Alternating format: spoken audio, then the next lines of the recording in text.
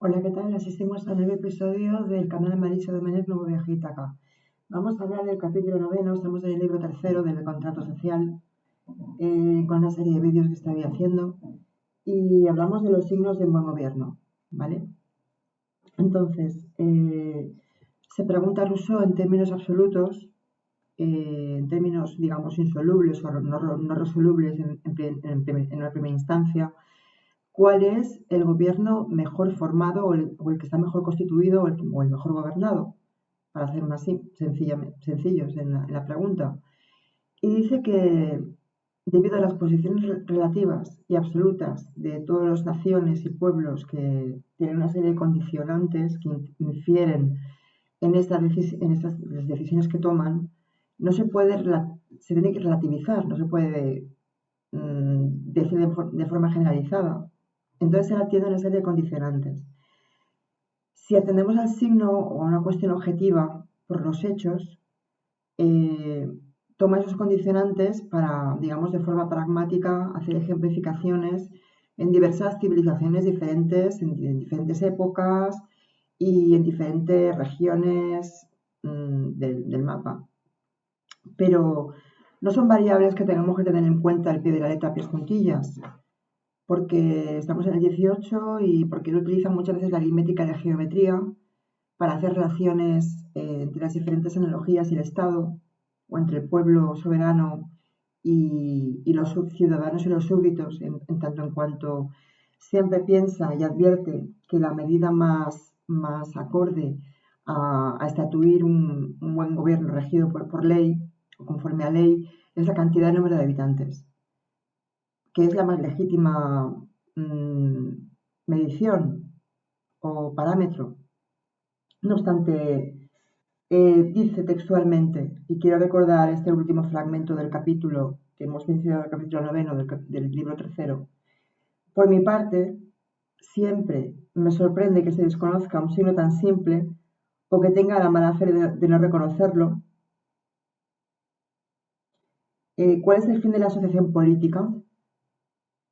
Parece una pregunta retórica porque dice que el fin de la asociación política es la deliberación del pueblo primando la soberanía nacional que tiende al bien común y a la voluntad general, que es la que tiene el bien común precisamente.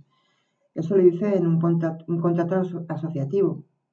Pero para reforzar un poco lo que dice, y como a modo de conclusión del punto, dice, ¿y cuál es el signo más seguro de que se conservan y prosperan eh, la conservación y la prosperidad de sus miembros? Pues es su número y su población. No vayáis pues a buscar en otra parte este signo tan disputado. En igualdad de todas las demás condiciones, el gobierno bajo el cual sin medios extranjeros, sin naturalización, sin colonias, sin injerencias extranjeras o intervención bélica, a no ser que sea a causa de preservar la patria, que él la defiende, a ultranza, para defenderse de los bárbaros, por ejemplo, lo he nombrado muchas veces. Aquel gobierno bajo el cual, sigue diciendo, un pueblo disminuye y decae es el peor. Calculadores, ahora es asunto vuestro, contad, medir, comparad, ¿vale? Porque ya os he dicho que utiliza las matemáticas. Pero ¿qué condicionantes son los que infieren o intervienen en sus mediciones y en sus cábalas a la hora de establecer el mejor gobierno posible? Que también dice en otra parte que no hay gobierno perfecto. Porque los imperios siempre tienden a la decadencia, el paso del tiempo o de las civilizaciones, el paso de los milenios. Pues, por ejemplo, si vamos al capítulo, a ver si lo encuentro, después de la monarquía, que ya hablamos de ella y hablamos también de la democracia, de la división de los gobiernos, de la democracia, de la aristocracia y de la monarquía y de los gobiernos mixtos, ya lo especificamos un poco, pues el capítulo octavo habla de que cualquier forma de gobierno no es idónea para cualquier país. Entonces la conclusión a la que hemos llegado en la primera parte del vídeo viene a referir que esas condicionantes son atendiendo al clima, que no está al alcance de todos los pueblos. En función del clima habrá un gobierno diferente, más acorde o no, más adaptativo o menos adaptativo.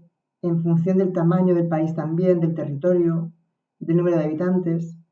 Si un Estado es más pequeño conviene a una democracia, si un Estado y además está menos sujeta a la delincuencia o actos unilateralistas, un gobierno intermedio, digamos, en número, se correspondería mucho mejor con la aristocracia, o un gobierno de uno solo, el príncipe o el monarca, se corresponde con un gobierno más grande, porque ahí hay una diferencia sustancial más grande entre el gobierno o el poder ejecutivo y el poder legislativo, que lo separa y que pone en primacía el gobierno del pueblo, del que emanan los poderes del Estado.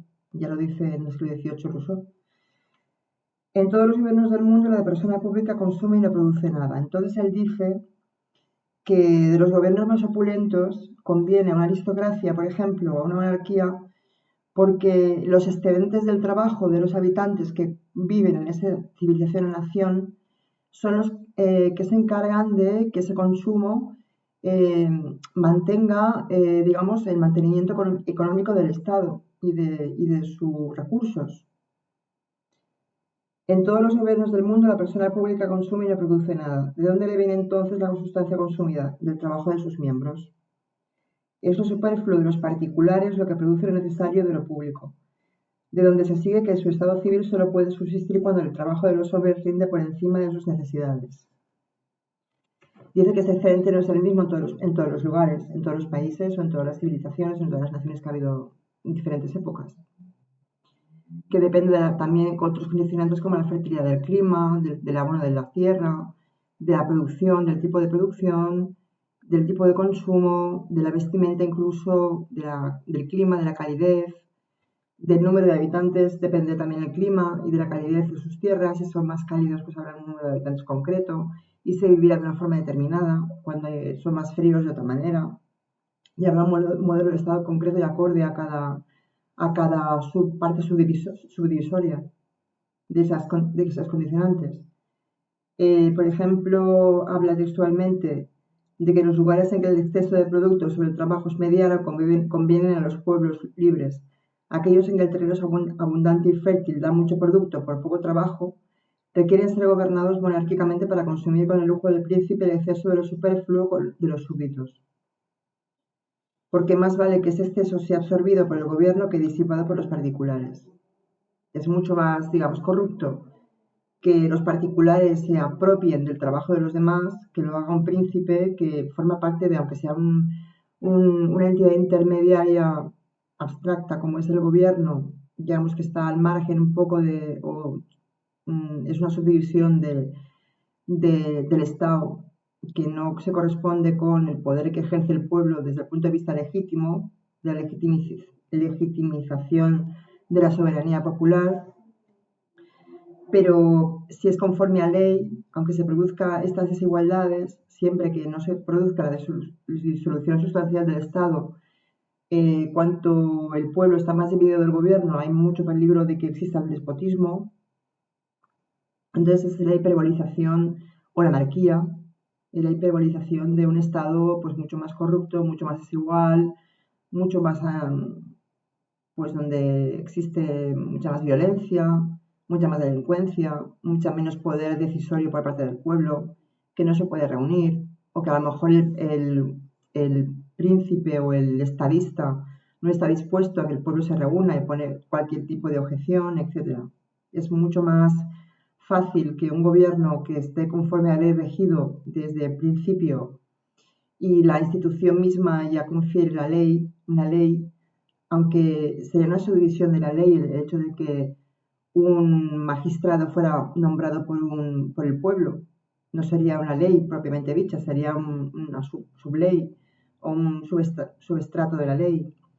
Pero eso ya confiere ley. Entonces, lo que sí que es ley es que el pueblo se reúna, y cuando el pueblo se reúne es porque la soberanía, el pueblo se constituye reunido y la soberanía está activa cuando el pueblo está reunido.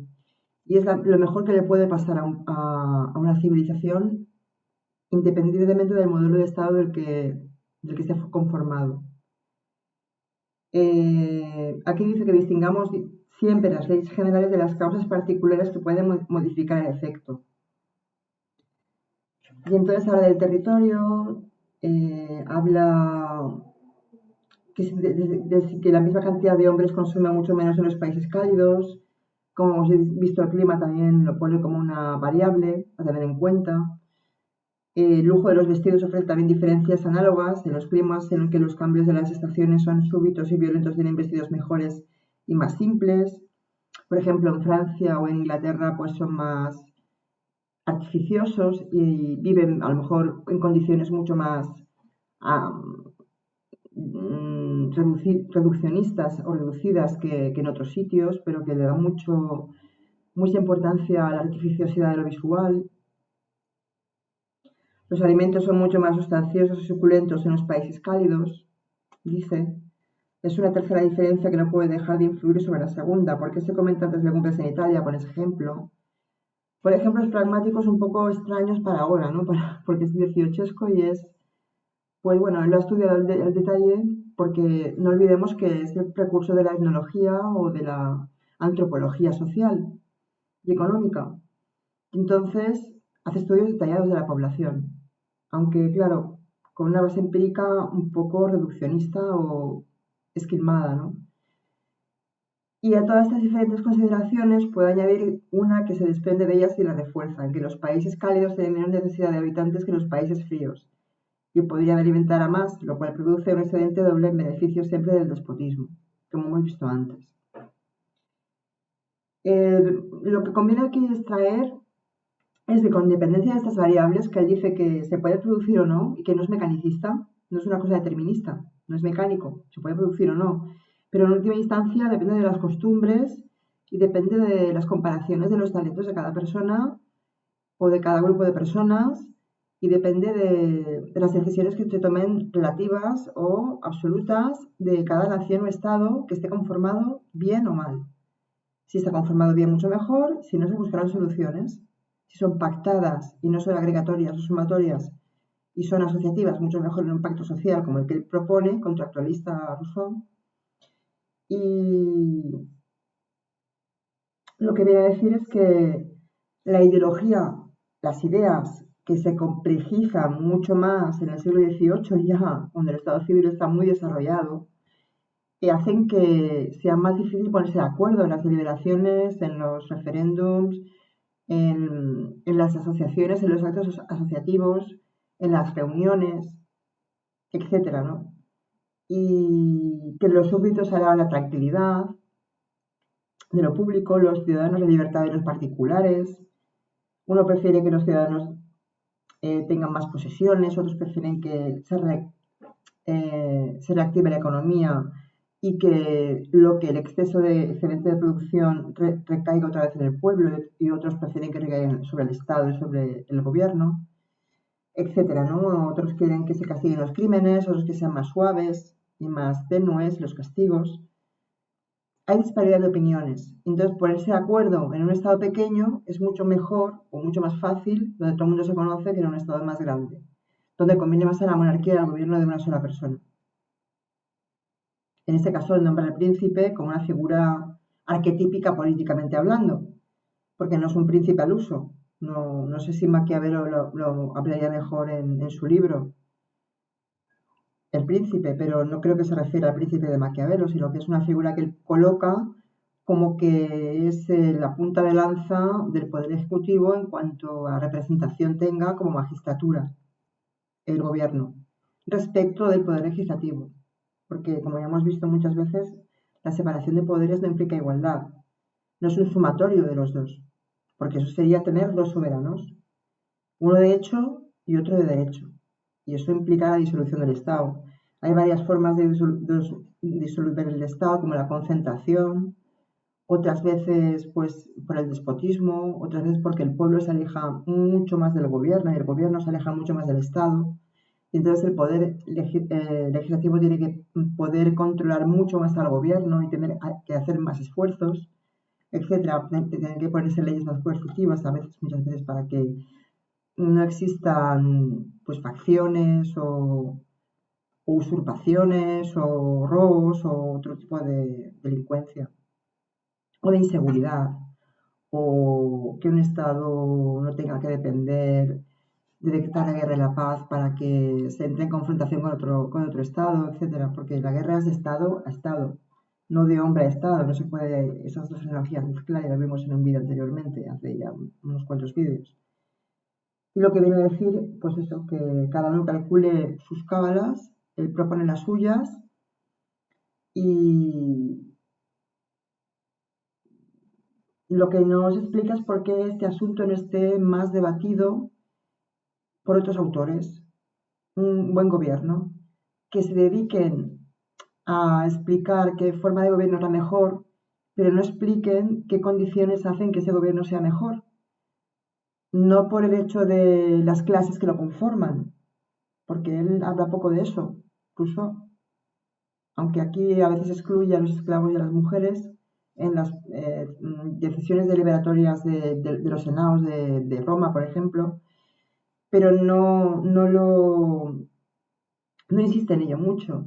Entonces la desigualdad, como él está en contra de la desigualdad y de la alienación y de la propiedad privada que sea dominante por la fuerza, no solo por la fuerza, sino por la ley, y que ésta sea la que haga que un hombre tenga poco para que otros tengan mucho, o un grupo de hombres tenga poco para que otros tengan mucho, en eso hará mucho hincapié, pues tenemos en consideración este tipo de analogías para que haya como hemos visto otras veces, equilibrio y armonía de todas las partes y de los miembros del Estado y del colectivo, ¿vale? Del que forma parte del pacto social y el contrato social. Y dice que en la igualdad de todas las demás condiciones el gobierno mejor cual, sin medios, el mejor es el que no tenga medios extranjeros, que no esté colonizado o que no colonice a otros países, eh, se pueblan y multiplican mucho más los habitantes, son más fáciles de gobernar y de controlar o de relativamente poner en consenso todas las partes integrantes del Estado. Y bueno, y luego hace un llamamiento a que los lectores de su obra pues también decidan cuál es el gobierno mejor para ellos. Bueno, pues hasta aquí, porque luego viene el capítulo 10 del abuso del gobierno de su inflación a degenerar. De eso hablaremos en el próximo vídeo. Y de la muerte del cuerpo político y de cómo se mantiene la autoridad soberana. Luego hay una serie de prolongaciones de los capítulos 14 y 15 y hasta llegar al 18 quiero hacer una síntesis donde me entren todos, porque luego hablaré del libro cuarto. Bueno, pues hasta aquí, espero que os haya servido a modo de, si podéis llegar a vuestras propias conclusiones o estáis leyendo el libro, pues que sepáis que yo también lo estoy estudiando por mi cuenta y riesgo, nunca mejor dicho, porque no soy especialista en nada de esto, pero soy documentalista y me gusta leer y he visto otros vídeos de otros autores, de otros canales y he leído otros pues textos que hacen reseñas sobre el contrato social y me parecía relevante pues que yo tenga mi propia modus operandi a la hora de establecer una explicación pues más o menos razonable. Espero no caer en errores lógico-empíricos demasiado graves. Yo creo que estoy siguiendo bastante fidedignamente lo que dice Rousseau. Si lo interpreto de una forma, digamos, poco empírica, pues disculparme, pero bueno, a día de hoy ya hemos hecho muchos vídeos, hemos hecho también vídeos acerca de discursos de las ciencias y las artes y el tratado de la desigualdad entre los hombres, y yo creo que pues se puede un poco entender mi punto de vista a la hora de exponer las cosas. Espero que a quien le guste pues me escuche y si no pues me sirve a mí también para estudiar, ¿vale? Porque fundamentalmente lo hago por eso mantengo el canal de momento.